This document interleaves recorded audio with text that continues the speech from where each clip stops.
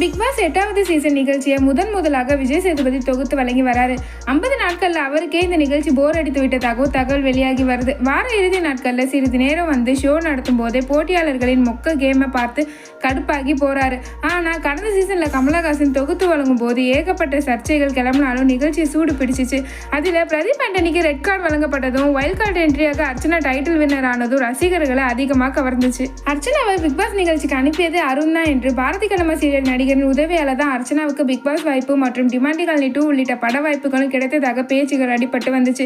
இந்த நிலையில அதெல்லாம் கேட்டு அப்செட் ஆகிட்டாங்க அர்ச்சனா. தனது ட்விட்டர் பக்கத்துல தேடி சோறு நித தின்று பல சின்னஞ்சிறு கவிதைகள் பேசி என பாரதியாரோட வரிகளை போட்டு பொங்கி தள்ளிட்டாங்க அர்ச்சனா. இந்த நிலையில தற்போது அருண் தான் என் உலகம், நான் அவரை எதிர்த்து எந்த ஒரு பதிவையும் போடல, எங்க உறவுல எந்த ஒரு விரிசலும் இல்லை, உலகமே அவரை எதிர்த்து நின்றாலும் அவருக்கு துணையாக நான் என்றுமே நிற்பேன் என பதிவிட்டிருக்காங்க. அர்ச்சனாவின் இந்த ட்விட்டை பார்த்து ரசிகர்கள் ஏதோ பெரிய